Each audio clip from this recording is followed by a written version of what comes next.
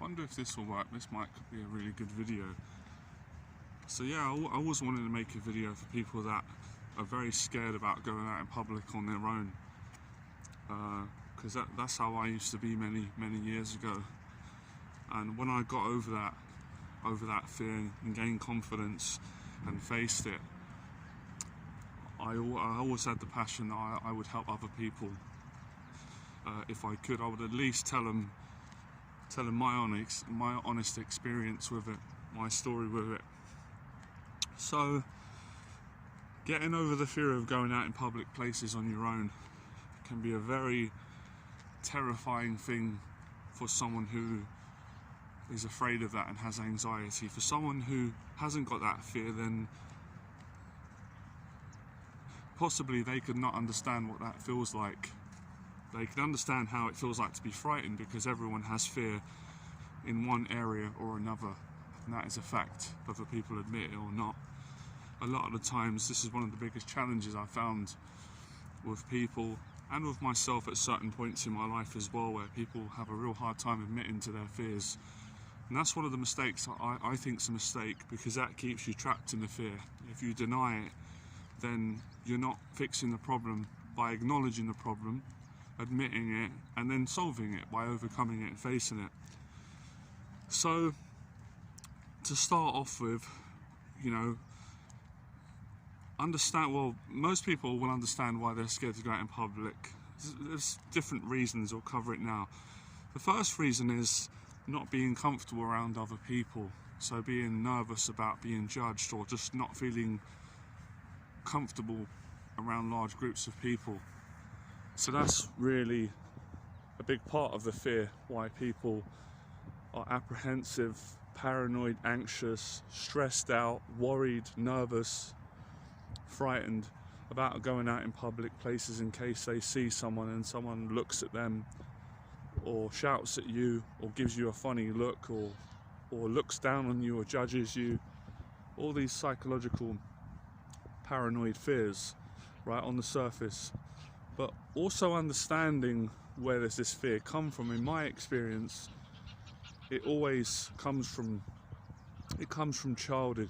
It's some kind of traumatic experience you've had as a child, which might not have been out in public. It could have been at school, it could have been in the playground, which is a version of in public, isn't it? It's out in the open, there's a lot of kids. If you were laughed at or bullied, or you got into a fight, or if you were teased at school, or if you were laughed at in the classroom, that can plant a lot of fear and insecurity in you, and then you don't want that to happen again.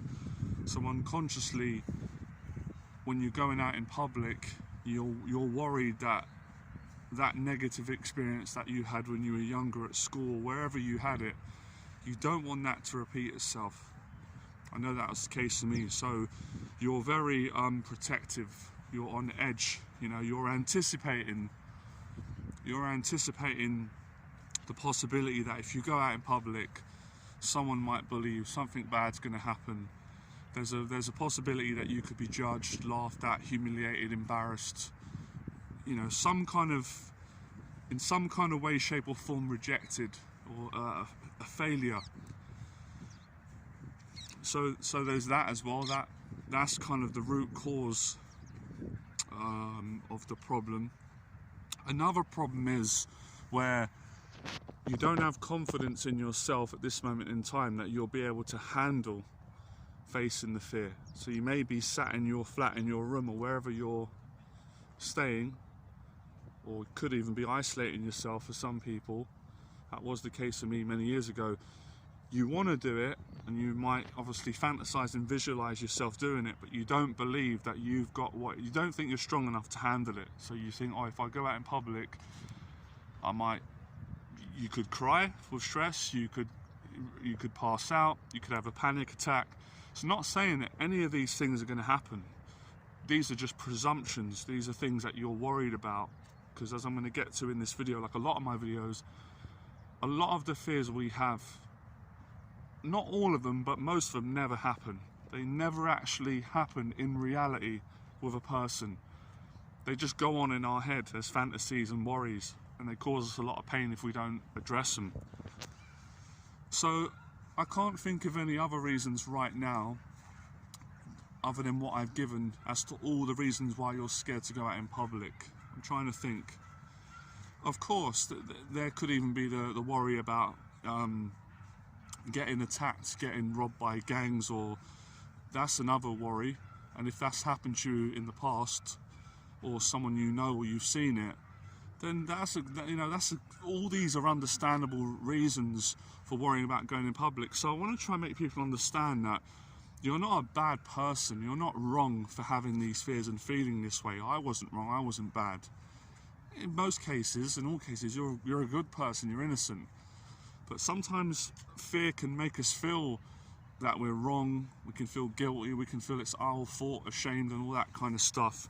But as human, if you've been through a bad experience, it's actually a good thing that as human beings that we do have protective mechanisms. That there's positives in these things, because of course you want to protect yourself from surviving and being harmed and being at threat, even if a lot of the times it's irrational.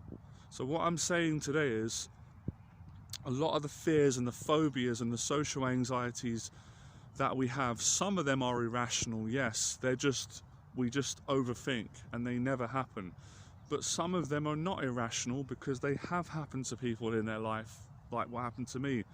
You know, I was attacked in school, I was getting bullied, nothing was getting done about it by the teachers for a certain part of time. I was, trying to report it, so I had to start fighting back to protect myself, and then things started to die down, it started to stop.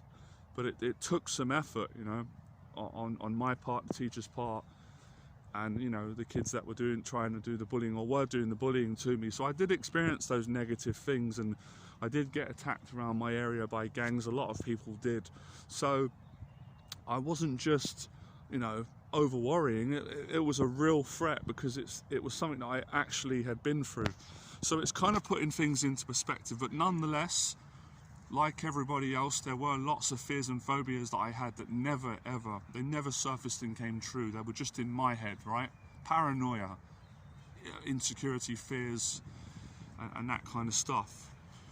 So, with all that said and all that understood, that's the educational part. On this channel, I always promise to educate, to motivate, to inspire, then to empower each and every individual with the tools so they can go away and conquer fears in their life. They can be an individual, which is what I've always encouraged people to do, to be your own individual, right? Everyone's got their own life, their own personality, which is great. So, understanding all the different reasons and sort of trying to put into perspective what is false in regards to what am I worried about, which is never going to come true. So let's get into the motivation, right? The motivation to want to overcome this.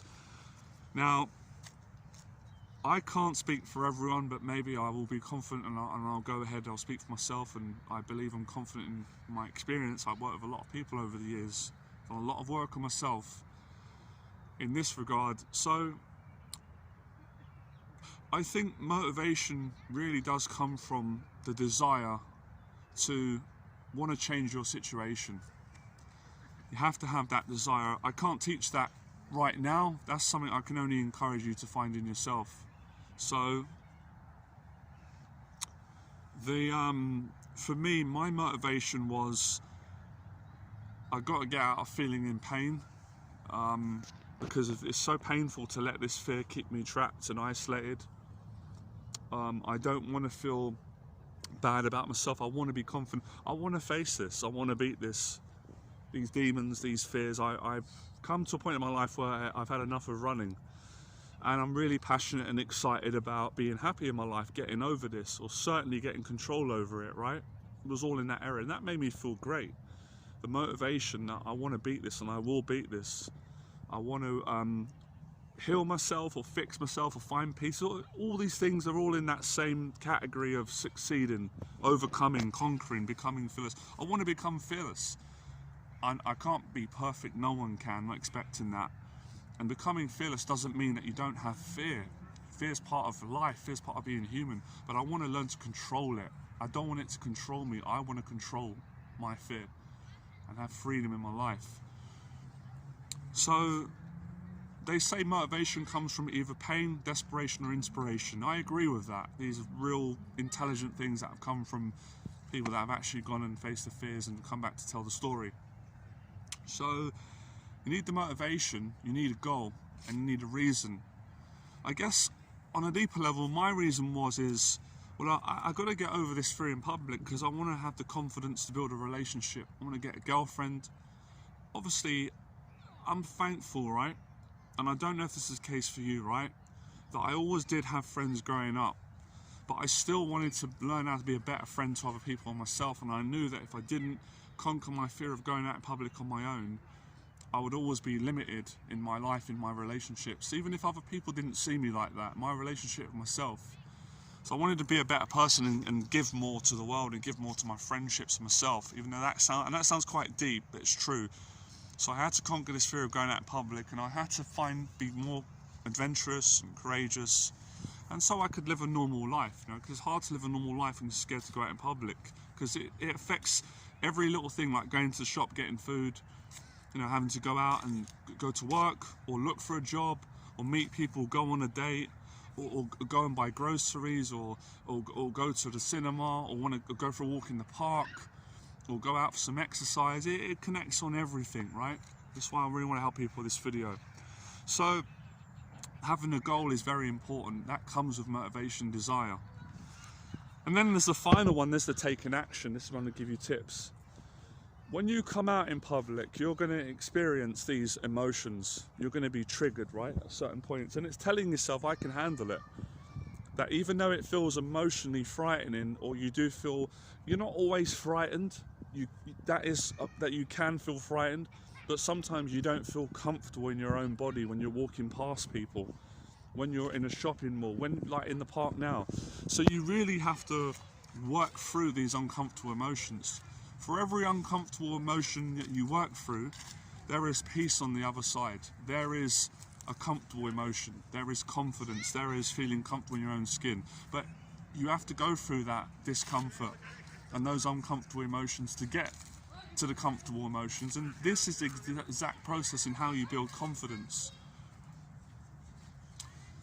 And you practice. One of the things I did was, psychologically, to trick my own mind, which was stopping me from taking action, was I'm just going to go for a short walk. So I took very short walks to begin with, just to do exposure therapy, which is a psychological term, that psychologist term, which is basically exactly what I've always taught over the years.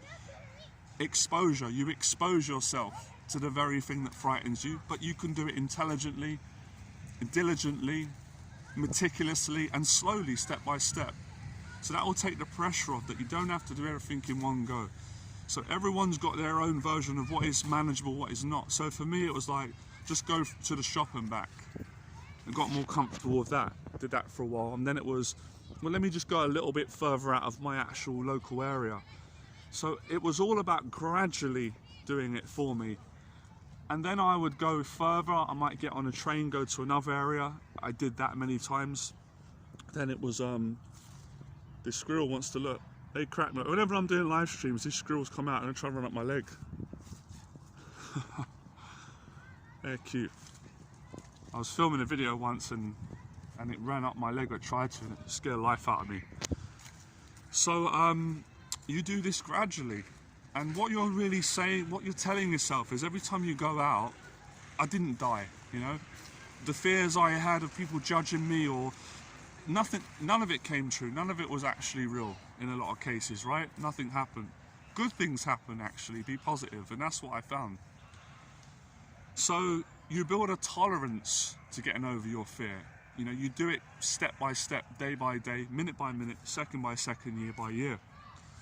So this is how you do it. This is exactly the process that I done, and it gave me confidence in every aspect of my life. It's crazy how something you may consider simple and mundane, that's got nothing to do with other big, amazing achievements in life, you might not see them as connected, but they are connected. I'll explain and elaborate on that.